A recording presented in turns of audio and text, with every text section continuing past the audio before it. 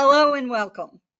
I am Sue Markgraf, founder and president of GreenMark Media. I see some familiar faces from yesterday's presentation, so I won't go into a long introduction except to say that for more than 30 years, I have worked with business owners, directors, and their teams representing horticulture and agriculture-related businesses. My experience in branding and strategic marketing includes working with growers, plant nurseries, independent garden centers, and landscape companies. How many are landscape company, represent landscape companies? Okay, growers? Great. IGCs? Great, combination of. Anybody else? You want to shout out where you're from, who you with? Any students? Wonderful, congratulations. Throughout it all, my role has always been to develop and implement strategic communications that support the growth of sustainable brands. That is GreenMark's sole reason for being, is we are an integrated communications marketing firm that exclusively represents the green industry, every link in the chain. I hope you will enjoy today's presentation. Marketing is not selling. Why am I here? I often wonder that when I hear speakers. Why did they pick them?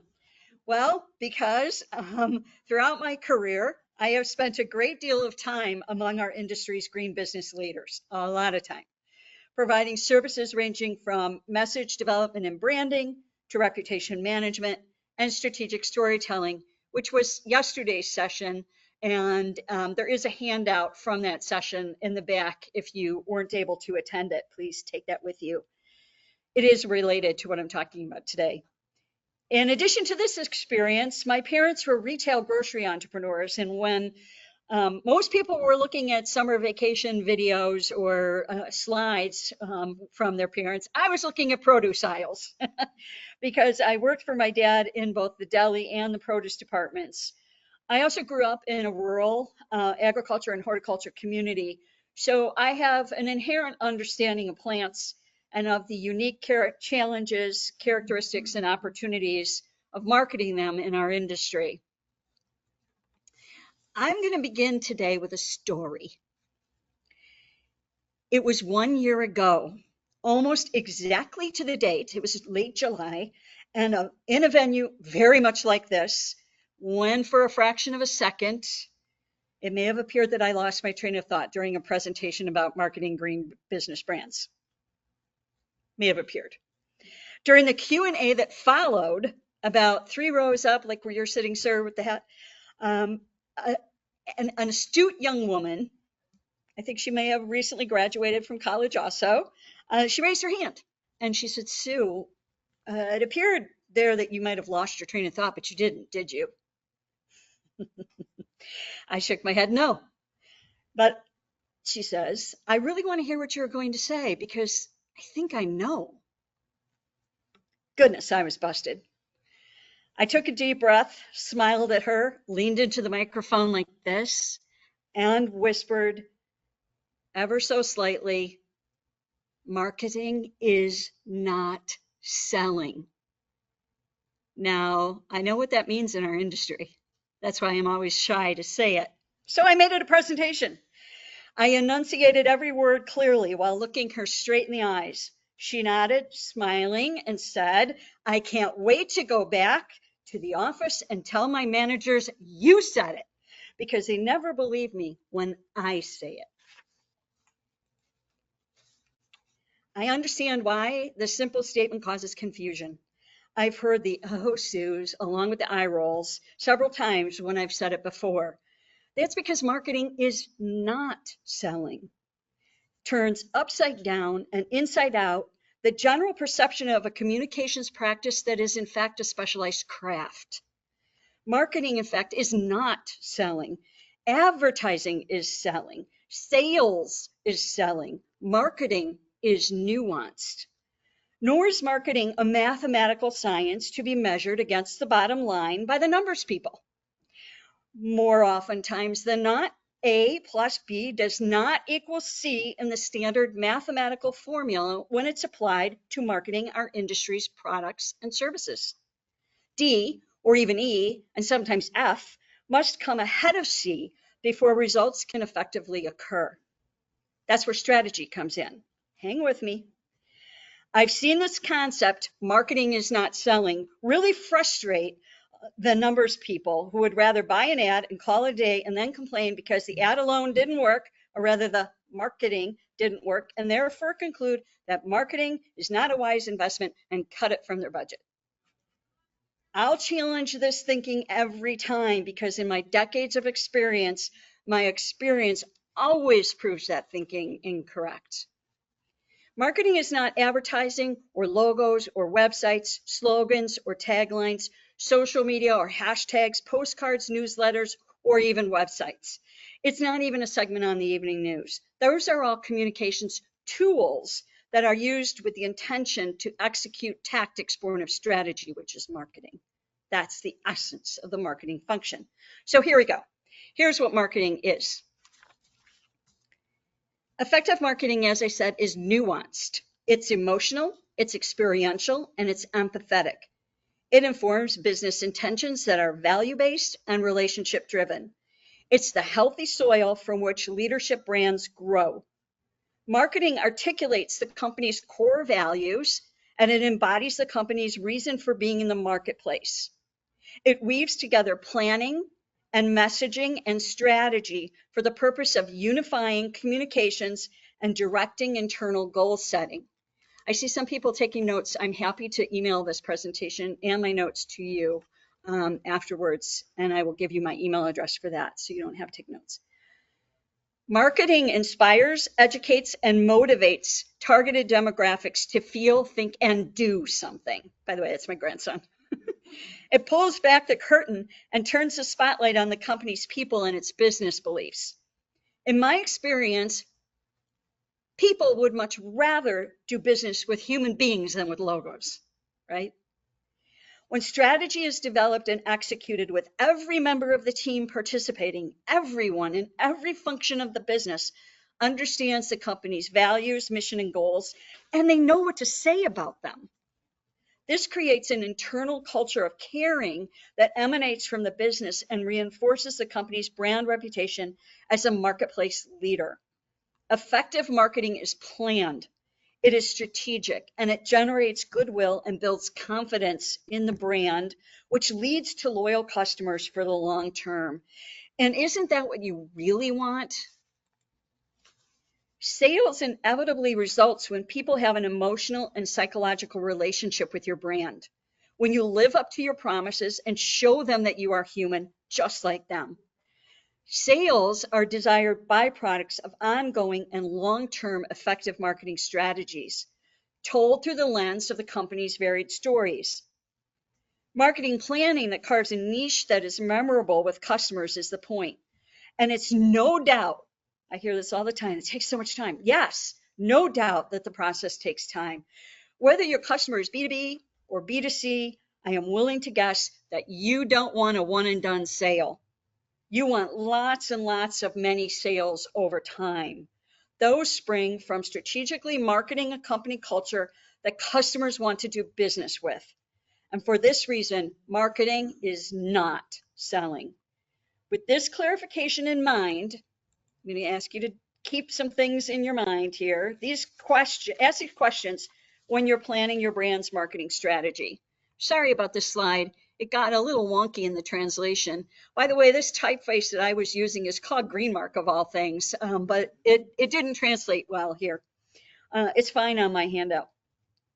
Ask, what is your company's reason for being in the marketplace? What's your reason for being?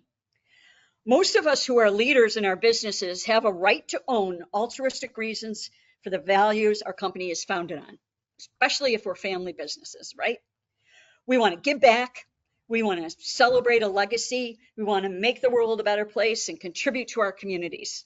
But ask yourself, what drives the passion behind your work? Why was your company started in the first place? And do you relate to those values? Why do you believe that your brand's work is important, especially among a sea of competition? Why are you unique? Why are you important? What gets you up in the morning? Why do you continue to do what you do every single day? Because work is hard. And you know that old saying, love what you do and work isn't work. Bologna sausage. It's still work, even if you love what you do. What drives your passion to do what you do? Also ask, what are your company's brand values? There's a difference. You see, one is your personal values about the brand, and the other is brand's values about itself. Values drive the way we think, make decisions, and they contribute to relationships. Values apply very much to the day-to-day business. You want to shout out some of your company values? Anybody here want to tell me what one of your company values is? Yeah. I'm sorry? Healthy plants. Healthy plants. Somebody else? I know you don't have any? Your companies don't have any values. I know they do. How about it, Carlin? 50 years, continued service, family owned and operated, that entire thing. Very good. What does your company, you really should go ahead and ask yourself that. What are your values? What are your brand values? What does your company hold most dear in the professional marketplace? Is it quality plants? Is it service? How about pricing? How about training and education? Safety, especially on a nursery or in a greenhouse. Attention to detail. Kindness.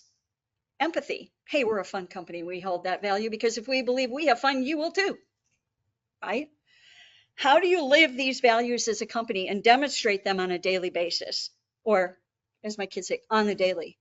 I don't know what that means, but. Also, your brand has distinguishing characteristics. What are they? Every brand in business has a story to tell, every single one, and they're all different. No two company is exactly like another, even in the same category space, even among competition. What sets your brand apart in the marketplace? What does your team do really, really well? What does your team do really, really well? Somebody want to shout out? What does your team do really, really well? Anybody? I'm sorry? Creativity in the product. There you go. Anybody else? Teamwork. Teamwork makes the dream work, right? And one other? We make our customers feel really at home. Love it. Love it. Also ask, what are your company's unique products? Do you have a branded line? Does your company have a specific branded line? What about quality controls? You have unique quality controls in a nursery, in a grower space? How about services? Do you offer services, particularly if you are a grower and an IGC in the same space? What are your services? Do you deliver? Order online? What about certifications? And in the nursery business and in the greenhouse business, I know there are SANC certifications and others. Do you have those? Those are all part of your brand story. So here's the tricky thing to do, and I'd like you to try it out at your places of business. Ask, what is leadership's vision for your company? You need to know that. If you aren't part of leadership yet, do you know what the vision is for your company? And do you feel that your voice about your brand, your company's brand, is valued? Are you part of goal setting? Goals affect everyone in the company. Goal setting informs planning, and strategic marketing helps take everyone on the team from here to there. When everyone has a stake in the game, it matters. It really does. How do you want the business to grow? How do you want the business to grow, even if you're not in leadership yet? You took a job, that means you're invested in the company day to day. How do you want it to grow? What route will you take towards that growth in your own role? What do you need to do or put in place now to help successfully achieve short and long-term goals for yourself as part of the company and for the leadership?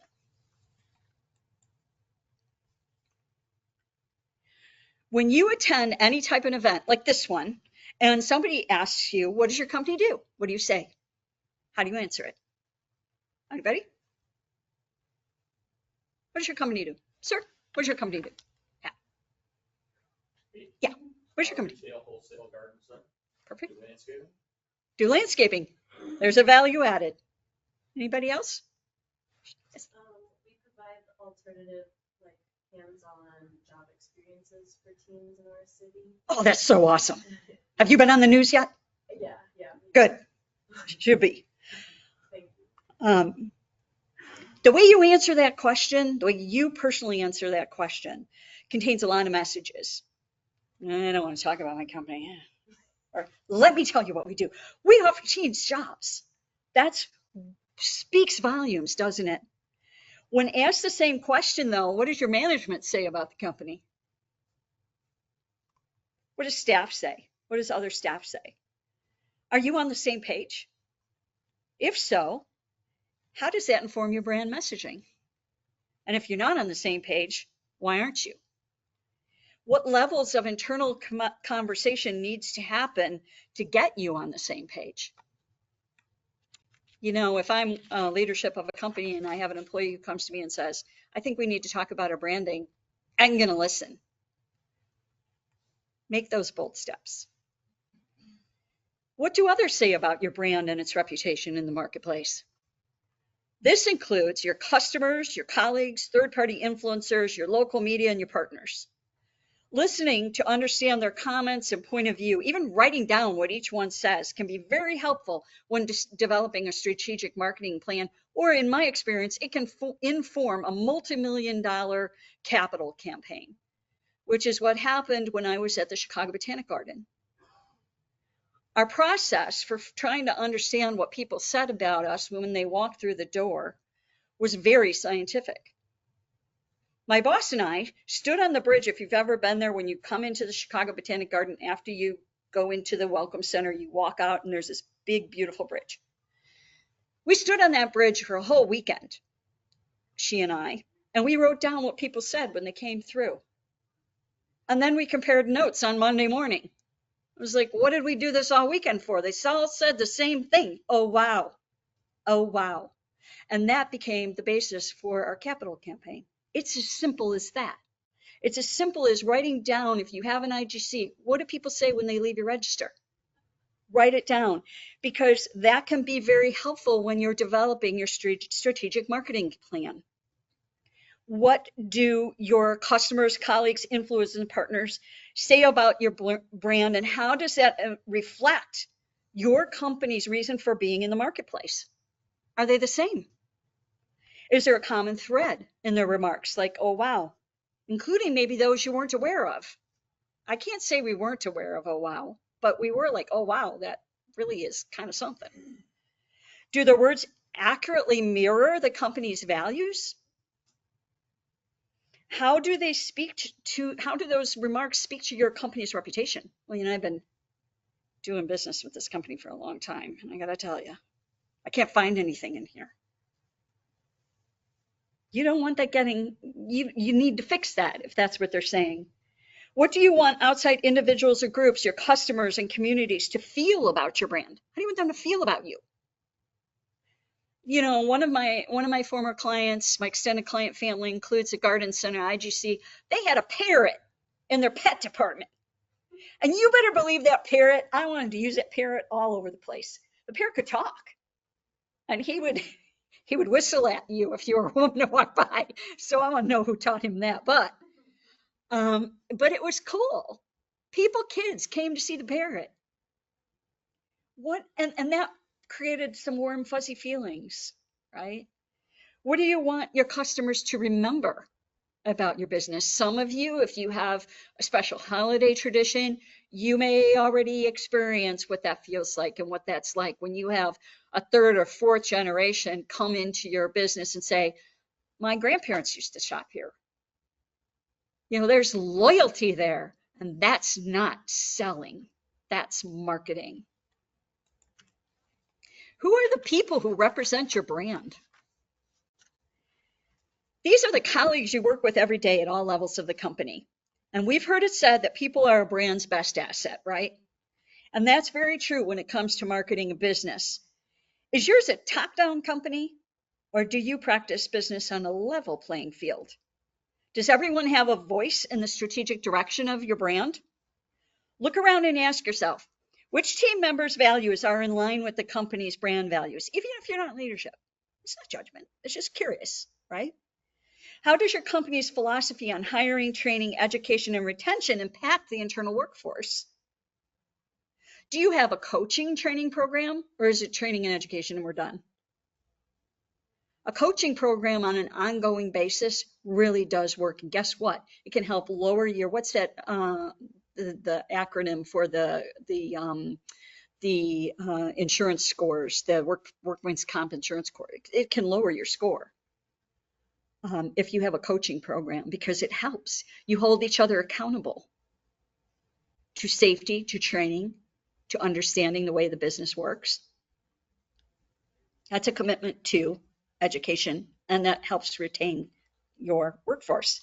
Who's your company's best cheerleader? You know, that person who's always smiling. You could say, yeah, you know, it's so dark and dingy outside, isn't it? Yeah, isn't it great? It's raining. Our plants really need that water. You know, those people, right? Who always have a positive outlook on anything. Who is your company's best cheerleader? Which team members have specialty skills or hobbies that can benefit your company, like photography or theater? Get them involved in public speaking and get the photographer involved in shooting for your social media. Who has specialty training, knowledge, or qualifications that can take your company in an exciting and really unexpected direction? That person with the camera and that person who likes theater, wow, they could really help you on your YouTube channel. Those are your internal stars. Every business has them, and they are your brand's best assets. They can and should have a role in marketing your brand. Who buys your brand's products or services? Of course, knowing your customer is marketing 101, right? Knowing who shops at your place. But does your company market to customers at retail, trade, wholesale, landscape, commercial, residential, or a mix of audiences? Because they're not always the same then, if there's a mix. Is the language you use in your communications targeted, or is it generalized? And what I mean by that is it targeted? Do you say, really probably bad example, but I have these petunias and we just got a new shipment in of petunias. Here's how to care for them once you take them home. Or is it generalized? We got a new load of petunias, they're 50% off. The value is inherent in the way you talk about your products and services. Do communications from your company provide that value-added information, something your clients can learn about and use in their business? And it doesn't matter if it's B2B. Doesn't matter. Because there are still benefits to plants. In fact, now more than ever, we can talk about benefits of plants. And on a B2B level, you want to be doing that.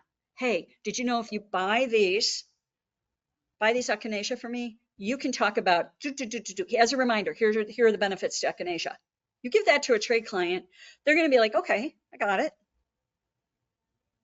They may already know it, but it's a reminder, right? What challenges comes from communications with when you target customers like that? What are the opportunities? And how will you seize that low-hanging fruit? I'm sure almost all of you have low-hanging fruit that's right in front of your face that you haven't either the time or the awareness to take advantage of.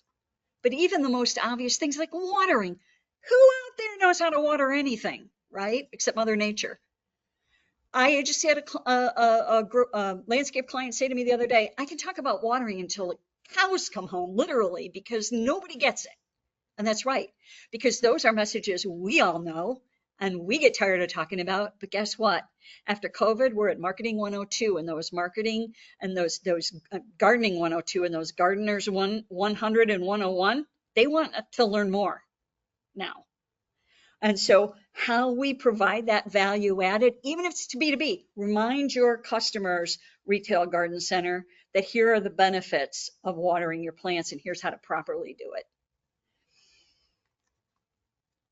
So I have a question. Who here believes that your company doesn't even need marketing?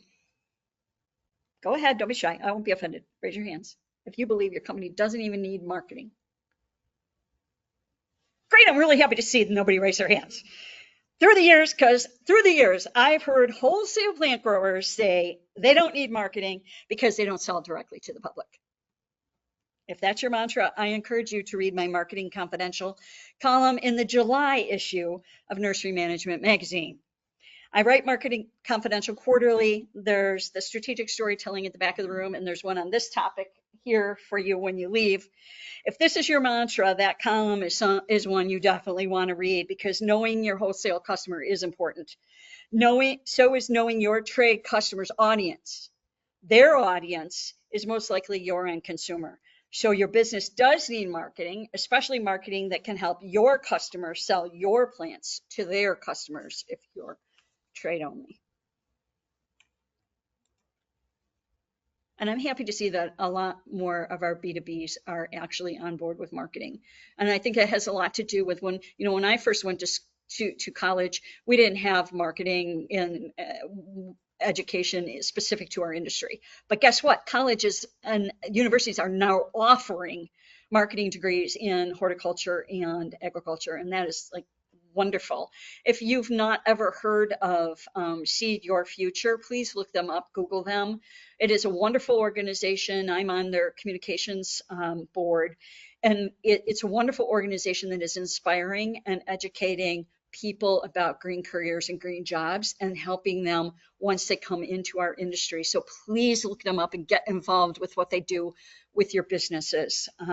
They have something called Green Career Week every fall and spring, and all you have to do really is just show that you're helping to grow green careers in your business and tag them.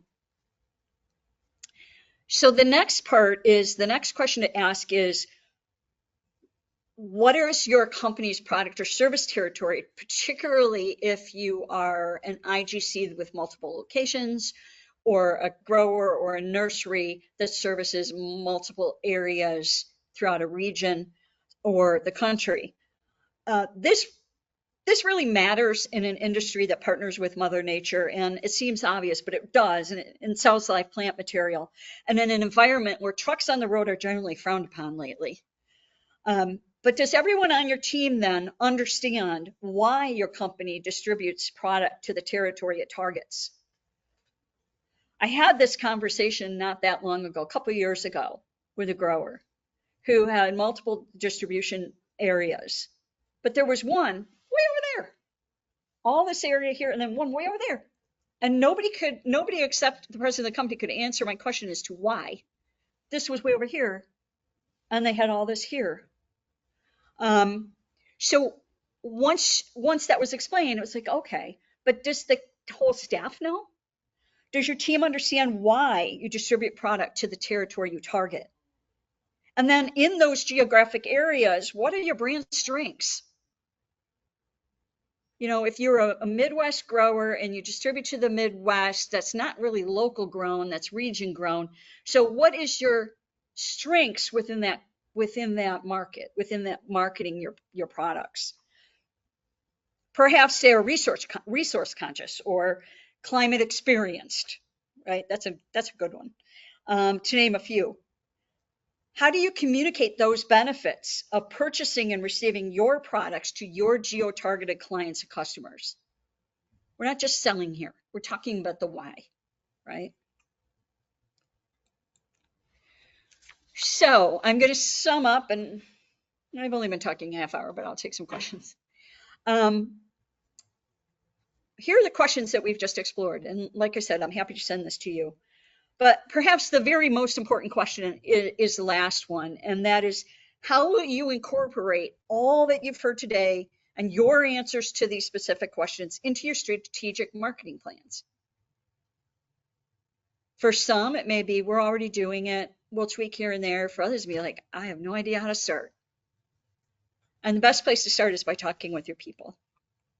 And that'll put you on the right track. So you see, marketing isn't selling. I've seen it many times over the years, though. Leadership thinks one way about the brand direction of their company, but the management, marketing, sales, and administrative teams have very different perspectives, and I've seen this more times than I can count. Like the conference attendee in my story at the start of this presentation, she was excited to have my validation of her counsel to her bosses because she knew she was unsolid on her counsel as a marketing professional, and she was correct in her experience. That comes to probably the one thing that human beings have but don't use fully, and that's listening capacity. When we listen to one another at every level of an organization, listening to learn and to understand gets everyone on the same page, and it's critical to the marketing success of a company. So as you think about your answers to these questions, remember this, please. Marketing is not selling. Selling is about exchanging goods or services for money. Marketing is intangible. It employs planned, strategic storytelling that draws on emotion, experience, and empathy to meet clients and customers where they are. Marketing provides unique experiences. It educates targeted audiences and demographics about why plants matter and what their benefits are. And it satisfies the client or customer's need to feel confident about their relationship with you. And not only that, but that they did it. They could do something. And that's what we want everyone out there to know, that they can do this. They can grow something and be successful at it. Within a company, sales and marketing must work together in harmony and communicate with transparency, because one simply is not as effective without the other. Sales and marketing are two very different functions within a company, and each have very different, very necessary roles. But their common goal is to support brand growth and long-term viability. The approach to doing that has a necessary and distinct focus. Selling, you see, is about you as a business. Marketing, on the other hand, is about your clients and customers. Selling means money coming in and generally takes less time to execute. But that does not mean that marketing, which takes time and money to cultivate, is not a vital part of the mix. In fact, it's the heart of the matter.